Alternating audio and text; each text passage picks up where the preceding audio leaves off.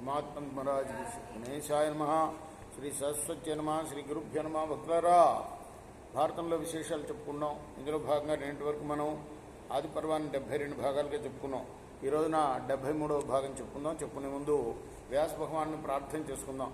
వ్యాసాయ విష్ణురూపాయ వ్యాసరూపాయ విష్ణవే నమో వై బ్రహ్మనిధయే వాసిష్ఠాయ నమో నమః.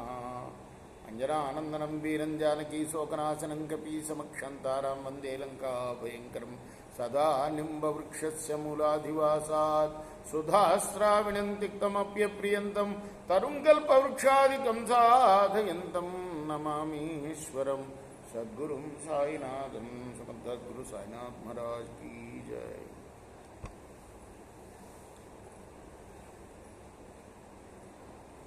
ద్రౌపదిని భారీగా పొందిన తర్వాత ధర్మజుడు ఆమె యందు ప్రతివింజుణ్ణి కన్నాడు. అలానే భీమసేనుడు ఆమె యందు సుతసోముడు అనేవాడిని పొందాడు.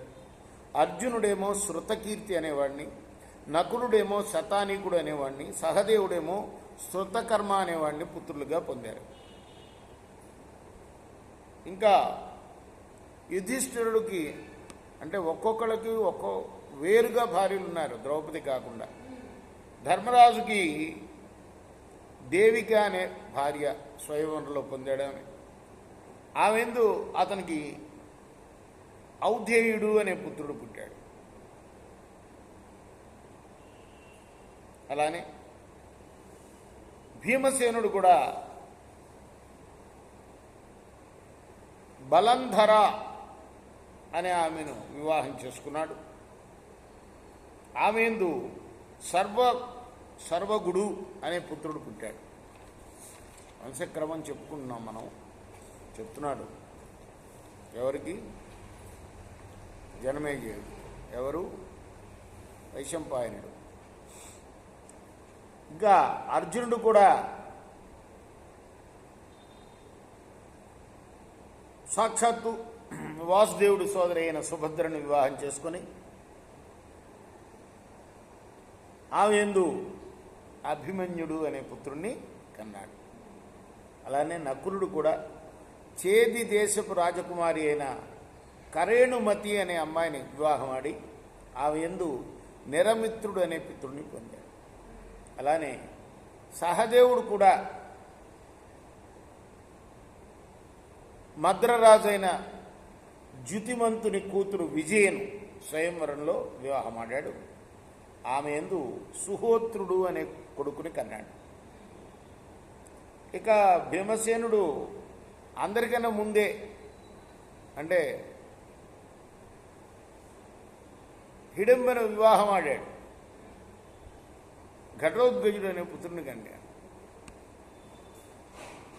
ఈ 11 అంటే 5 ఉప పాండవులు ద్రౌపదికి పుట్టిన వాళ్ళు, మరి విడివిడిగా ఒక్కొక్కరికి పుట్టిన 5. ఈ 10 మంది కాకుండా రాక్షస స్త్రీకి పుట్టిన భీమసేనుడికి అందరికన్నా ముందే వివాహం అయింది. అది వివాహంలో లెక్క కాదు, ఎందుకంటే మానవుడు రాక్షస స్త్రీని తీసుకున్నాడు కాబట్టి. అయితే ఘటోద్గజుడు అనే పుత్రుడు పుట్టాడు కాబట్టి మొత్తం కలిపి 11 కుమారులు, 11 మంది. వీళ్ళల్లో అభిమన్యుడు కురువంశ కారకుడయ్యాడు.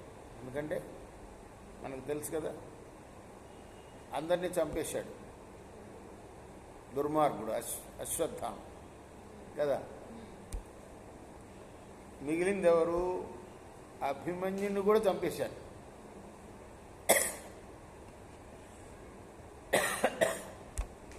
యుద్ధంలో అభిమన్యుడి ద్వారా పరీక్షిత్తు మిగిలాడు. కడుపులో ఉన్నాడు కాబట్టి మిగిలాడు. అది కూడా చంపేసేవాడే, కృష్ణుడు రక్షించాడు కదా. అందువల్ల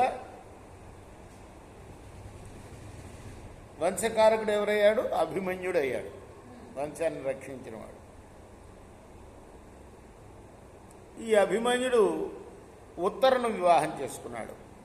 ఎవరు ఆమె? విరాట్ రాజు కూతురు కదా. ఆమె యందు అతనికి ఒక మృత శిశువు జన్మించింది. పురుషోత్తముడైన వాసుదేవుడి యొక్క ఆదేశానుసారం కుంతి ఆ శిశువును తన ఒళ్ళోకి తీసుకుంది.